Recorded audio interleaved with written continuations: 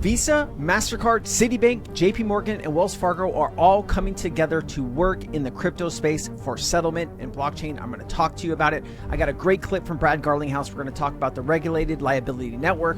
I also have some great information towards the back here with Ripple partners and Donald Trump on crypto. So we're going to get into all of this. Let's go ahead and start. This is for radar hits. Mastercard, JPMorgan, Visa, and Citibank and other big banks are testing shared ledger technology for tokenized asset settlements, and that's from Bloomberg. Here is a video to talk a little bit more about this. Financial institutions are teaming up to test a shared distributed ledger. Nearly a dozen firms, including JPMorgan, Citi, Mastercard, and Swift, will test a regulated settlement network to tokenize commercial bank money, central bank money, U.S. treasuries, and more. Now, this project is led by the Securities Industry and Financial Markets Association, and right now it's just a test. The transactions are just simulations, but the goal of the network is to allow 24/7 settlement of multiple assets, something that Wall Street has seen as a major promise of blockchain technology. Raj Damodaran, Executive Vice President of Blockchain and Digital Assets at Mastercard, said in the press release that a shared ledger could unlock the next generation of market infrastructures. They're telling you, the biggest banks in the world are telling you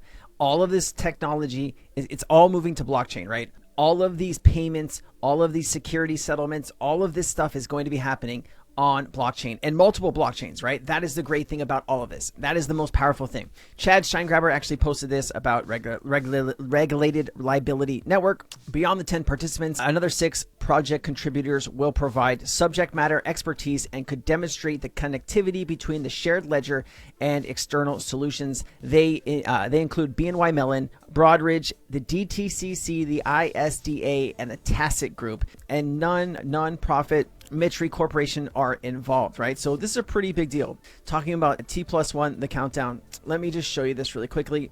So regulated liability network, there's some pretty big players connected to this, and I showed you this months ago on my channel. You have Swift here, BNY Mellon, HSBC, Lloyds Bank, OCBC. You have EFIS at ANZ. You have Tony McLaughlin from Citi, Treasury and Trade Solutions. You have TD Bank, Wells Fargo, US Bank Corporation. It doesn't get bigger than this, guys. So it's really cool to see how this testing will go. We'll have to see how all this testing works out, but it's great to see these big players in the space, in the Web 2 space, in the payment space, working together on Web 3 solutions. Like, that is what we're talking about here. How exciting is this? How exciting! It's exciting. All right, here's Brad Garlinghouse, the father of the XRP ledger. Well, David Schwartz is the father, but you know what I'm saying. The father of Ripple.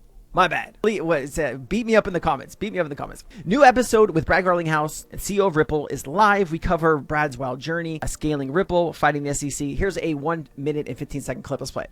The US dollar has been devalued through inflation by over 90% in the last 50 years. There are waves of technology that happen where there's amazing tailwinds of value creation and opportunity. Brad Garlinghouse, the CEO of Ripple Labs, a blockchain payment solutions company. If you're not taking risk, you're dying. If we're not failing a little bit, we're not trying hard enough. What are some of the nuggets you've discovered on how to actually attract and land A+ talent?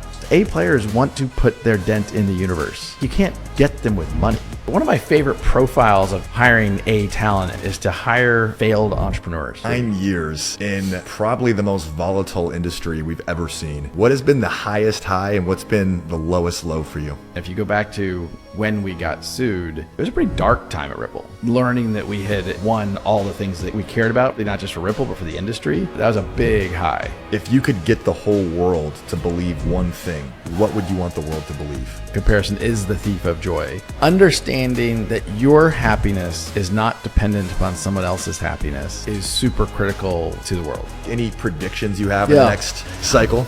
The crypto space is the most important space in the world right now. This is where all of the newest technology waves are happening, right? And if you are not paying attention, if you are not going to put the time in right now to figure out which of these assets are going to just explode and be used on a global scale, you are wasting your life. Let me repeat that. You are wasting your life. You could take a very small amount of money and put it in the right crypto asset and just do insane numbers. I mean, I've seen people, put, $10, if you would have bought $10 worth of WIF, it's now worth $30. Like I don't really care about meme coins too much. I care about mass adoption of assets that are going to be used to move quadrillions of dollars. That is what I'm focused on, because I know when that day comes, when all of these banks start to use this technology, that is when the real value will show up on what these assets are actually worth. Right now, these assets and their prices, it's all built on speculation. It is not built on their actual use case and what they're going to be doing globally. Understand that, right? I don't care about what the price is. I tell you this all the time. I don't care about what the price is today. I care about what the price is 3 years, 5 years, 10 years from now, because I think it'll be a whole lot more for your XRPs, your H-bars, your XLMs, your XDCs, your Quants. Those are the assets that I see being widely adopted. Let's keep going. Here you go. It's more about the same, right? JPMorgan, Wells Fargo, and other U.S. bank giants. Let me close this. Bank giants are diving into the world of ledger and blockchain tokenized asset. It seems like everyone is heading towards the same direction, and that destination is none other than XRP, the shining gem. So some people will tell you that all this technology is Ripple and XRP. It's not. It really isn't. Some of this stuff is Quant. Some of this stuff is like R3 with XDC. Some of this stuff is HBAR. There's a lot of really good, amazing assets. And I think it's unfair to just point everything at Ripple and XRP, because it really isn't, guys. And don't let some people tell you that it is, because that's not accurate. I did really like this. This is from Chat Side Grabber, top 100 cross-border payments in 2024 Singapore. If you take a look at this list, loaded with Ripple partners, you don't need Ripple directly, because there are so many plugged into the payments platform that will use XRP USD stablecoin for settlement. Remember, guys, you can use XRP, but if there's a situation where the bank can't allow that type of crypto, but there is like stablecoin regulation, they can use Ripple stablecoin, which is going to probably have a really cool name. They're going to tell us the name at Ripple Apex or XRP Apex Summit that's happening next month. And it's going to be exciting, right? And you take a look at all of these banks, right? When I see this, I see opportunity. I see tokenized deposits. I see these banks working with corporations and companies to help them create their own stable coins. All of these players are going to have their own stable coins, right? And where is that going to live, right? So if Ripple masters stable coins and American Express, Bank of America, and all these other banks say, hey, I know you have built out this incredible stable coin, technology. I want you to build us a stable coin for our bank, right? And Bank of America has like 2-point-something trillion worth of assets. Imagine that all of those assets get tokenized and added to Bank of America's private ledger and their stablecoin, where they can issue all of that. But that private ledger that could live on the XRP ledger, where that value is going to live. That's what we're talking about here. Which is really cool and exciting. And then, I've seen this clip posted around and around and around. I'm going to play it and I'm going to give you my 2 cents. Are against it. Biden doesn't even know what it is. If you ask Biden, sir, are you for or against crypto? What's that? Get me off the stage. You say, get me off the stage. No, he has no idea. But look, Gensler is very much against it. The Democrats are very much against it. And I say this, a lot of people are very much for it. Probably a lot of the people in this group. And I'm fine with it. I want to make sure it's good and solid and everything else, but I'm good with it. And if you like crypto in any form, and it comes in a lot of different forms, if you're in favor of crypto, you better vote for Trump. Okay, really quickly, Trump was president from 2016 to 2020. If you remember back to that time, can anyone tell me what got done in the crypto space for proper regulation or resolutions to things? I mean, I remember Ripple getting sued and a $15 million bribe being paid to the Ethereum, from Ethereum Foundation to the Trump's SEC. I remember those two things. Politicians, it doesn't care what side of the aisle that's on, they're going to tell you and promise you the world, right? But you need to look at what their actions are, not what they say. They're always going to tell you what you want to hear, right? You have a problem over here, I'll go over here and fix your problem, right? But weeks and months and years go by and that problem's still there. I constantly watch what they do. I don't care about what they say, because they're always going to tell you what you want to hear. This was an NFT event at Mar-a-Lago, and some people got to meet Trump, and that's really cool. But I still don't really think Trump has any clue what crypto does for the world, right? How tokenized assets work. I don't think he knows any of it, right? So when he says he's, for crypto, if he gets elected, we're going to see how well, how about crypto is actually going to be, right? We're going to get to live through another 4 years of that. And that'll be a very interesting time in our lives. We'll have to see how this plays out, guys. All right. The new Ripple stablecoin will be cross-border payments to help scale globally, to provide optional between XRP and the stablecoin and tokenization to have a settlement asset. Also, I want to bring up, guys, we have so much opportunity to get into the top 1 to 2% of seed rounds inside of Cryptonairz. I have been working for years to make connections in the crypto space, and I've met some truly amazing people over the last few years that have just got me the biggest access I can ask for in the crypto space.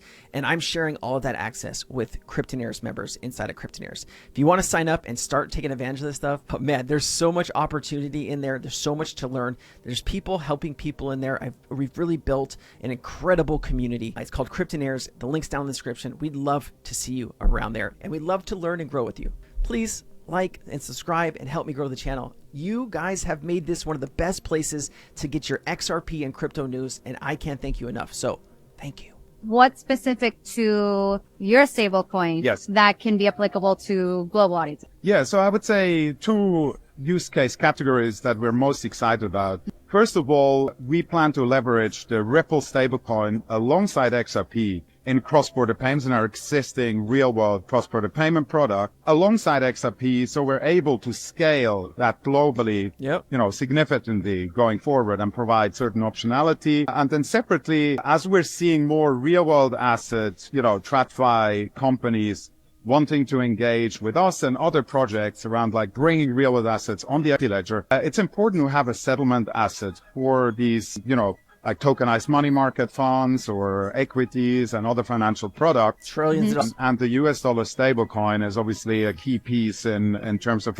helping to enable economic activity to emerge. Right. Okay. Yeah, that's a good point. So the stablecoin is USD backed. Okay. Imagine a world of stablecoins. Every bank has their own stablecoin. Every corporation has their own stablecoin. Every central bank has a CBDC, right? You need a bridge asset in between those stablecoins because of mitigated risk. Other banks and other corporations are not going to be able to hold each other's stablecoins. So what do? You need a bridge asset. XRP is the best bridge asset on the planet. That is why I'm bullish. That is why I'm bullish. Also, Ripple, XRP Labs, Constellation, Casper, Partner, Hedera, Algorand, and Decentralized Recovery Alliance, also known as DREC, mass market decentralized recovery of keys, wallets, and passwords and identities. This is really cool because I personally have lost a few wallets in my time, and I've lost like thousands of dollars because it was misplaced. I moved. My wife thought it was garbage. It went in the garbage, and there went some of my crypto.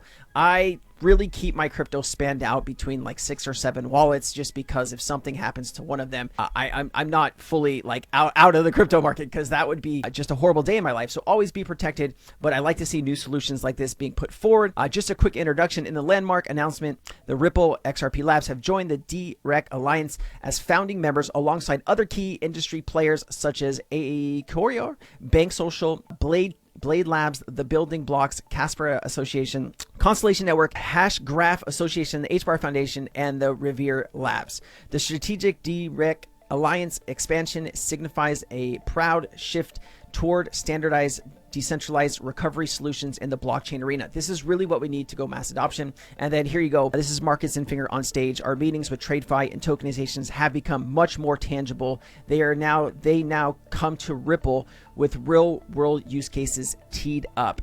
At FT Crypto yesterday, I discussed why it won't be long before banks are ready for mass adoption in blockchain. Spoiler alert, it's happening. I'm excited. Are you excited? I'll see you in the next one. Thank you so much for being here. If you like this video, please like and subscribe. I've been Crypto Sensei. I'll see you next time. Aloha.